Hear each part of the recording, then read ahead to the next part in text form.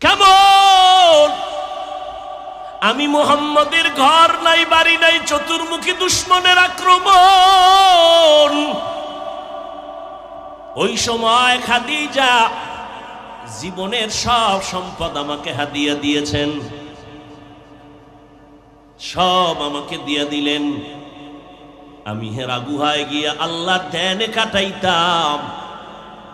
কোরআন নাজিলের আগে আমি 40 বছর পর্যন্ত হেরা পাহাড়ে যাইয়া ওখানে বসে বসে আমি আল্লাহর ধ্যানে সময় কাটাইতাম। সপ্তাহে সপ্তাহ থাকতাম, আসতাম না।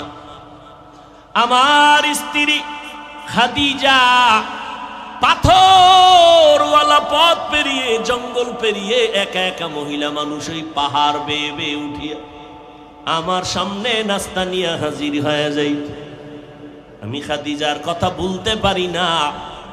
আমার দুশ্মন কওমের লোকেরা আমাকে 3 বছর গৃহ বন্দী করে রেখেছিল।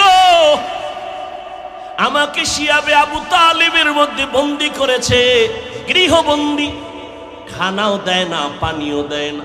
আমি এত কষ্ট পাই, আমি গাছের পাতা ছিঁড়ে ছিঁড়ে তারপরে খাই।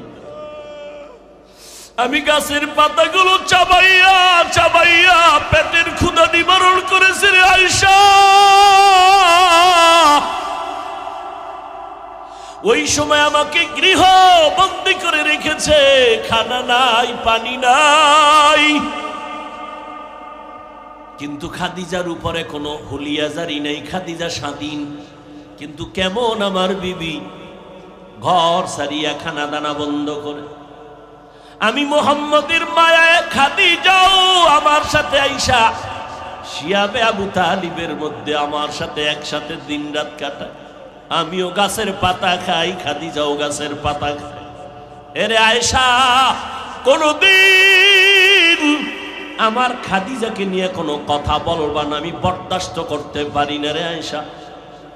আল্লাহ জিব্রাইল আমিন দিয়ে পাঠায় কয়, পয়গম্বর খাদিজারে সালাম দিছে আমার আল্লাহ, তার জন্য জান্নাতের ভেতরে আলাদা একটা ঘর আল্লাহ বানায় রাখছি।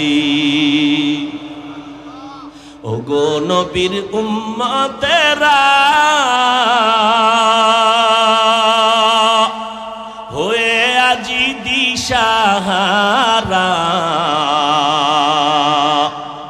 কোরআন হাদিসের চলো যখন যাহা চায় মনে, নবী বিনে কে তারাবে পুলসিরাত মিজানে, নবী বিনে কে তারাবে পুলসিরাত মিজানে। উম্মতের কান্ডারি নবী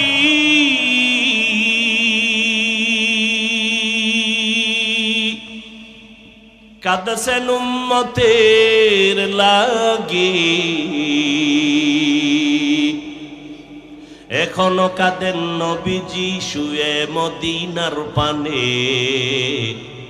নবী বিনে কে তারাবে পুলসিরাত মিজানে, নবী বিনে কে তারাবে পুলসিরাত মিজানে।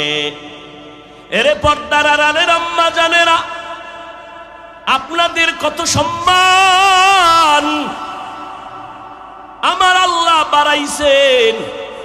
কিয়ামত পর্যন্ত দুনিয়ার কেউ নারীদের সম্মান আলাদা করে বাড়াতে পারবে না। যত রাস্তা আছে সব রাস্তায় আল্লাহ বাড়ায় রাখছেন।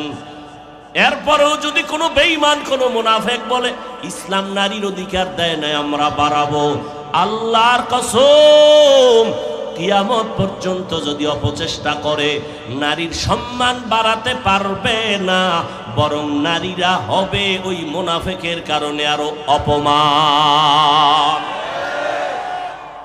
এরে আম্মা জানেরা, আপনারা নবীদের মায়ের মতো মা, সাহাবায়ে কেরামের মায়ের মতো মা, আপনারা আলেমদের মায়ের মতো মা। আজকে মুলাদির এই মাদ্রাসার স্টেজে 4-5টা সন্তানের মাথায় পাগড়ি দেওয়া হলো, এরা কোরআনের হাফেজ। এদের মা বাবার জীবনটা কত ধন্য। এরে আম্মা জান, মনটা কি চায় না একজন কোরআনওয়ালার মা হইয়া কবরে যাবেন? কোরআনওয়ালা সন্তান আপনার জানাজার ইমামতি করুন। কোরআনওয়ালা সন্তান কবরের কিনারায় দাঁড়ায় মায়ের জন্য প্রাণ খুলে দোয়া করবে। এর আম্মা জান, বিধবা নারীকে নবী বিয়া করে গোটা দুনিয়ার বেঈমানদের জানায় দিলেন, এই জাহেল গোষ্ঠীরা, তোরা বলো নারীদের অসম্মান নাই, আমি মুহাম্মদ আমার ভরা যৌবনে 25 বছর বয়সে 40 বছরের বিধবা নারীকে বিবাহ করার মাধ্যমে আমি প্রমাণ করে দিলাম ইসলাম সারা নারীর সম্মান আর কেউ দিতে পারে নাই। শুধু কি তাই, এই আম্মাজান খাদিজা রাদিয়াল্লাহু আনহার গর্ভ থেকে আমার রহমতের নবীকে আল্লাহ 4টা কন্যা দিয়েছেন। কয় কন্যা? নবীর ছেলে নাই। এই দুনিয়ার জাহেলেরা কন্যা সন্তান পাইলে মনে কষ্ট পাও। আল্লাহ পাক নবী বলেন, ও দুনিয়ার মানুষ, আমি মুহাম্মদ বিশ্ব নবী, শ্রেষ্ঠ নবী, রহমতের নবী, আমার কোনো ছেলে নাই, আমি 4 কন্যার বাবা। শুধু তাই না, নবী সুসংবাদ দিলেন, ও দুনিয়ার বাবারা, তোমরা যদি একটা কন্যা সন্তানের বাবা হও, শুকর আদায় করিও, তুমি জান্নাত, একটা জান্নাতের মালিক হয়ে যাবে। তুমি যদি 2টা কন্যার বাবা হতে পারো, তুমি 2টা জান্নাতের মালিক হয়ে যাবে। কন্যাদের এত দাম, ওই কপাল পোড়া বুঝে না, ছেলে হইলে আমি ধনী হয়ে যাইতাম, কি লাভ হবে?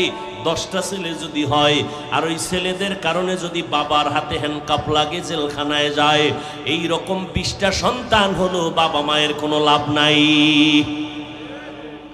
আর যদি একটা সন্তান হয়, মা বাবার সম্মান বাড়ে। সবাই মা বাবার জন্য দোয়া করে, সন্তানের কারণে মা বাবার সম্মান বাড়ে। ওই একটা সন্তান দুনিয়ার জন্য বড় দামি সন্তান হয়ে যাবে, মা বাবার জন্য সফলতা নিয়ে আসবে। ও দুনিয়ার বাবারা, আপনি কন্যা পাইছেন, মনে মনে ভাবতেছেন ছেলে হইলে বুঝি আমার লাভ হতো। না রে বাবা, লাভ দেওয়ার মালিক আমার আল্লাহ। তুমি যে মেয়েটা পাইলা, আল্লাহ তাআলা শুকর আদায় যদি করতে পারো, আমানত রক্ষা করতে পারো, আর এই মেয়েটাকে যদি দিনদার পাত্রস্থ করতে পারো, আল্লাহ তাআলা এই মেয়ের জামাইয়ের মাধ্যমে এমন উপকার তোমার করবে, 10টা ছেলের দ্বারাও সে উপকার হবে না।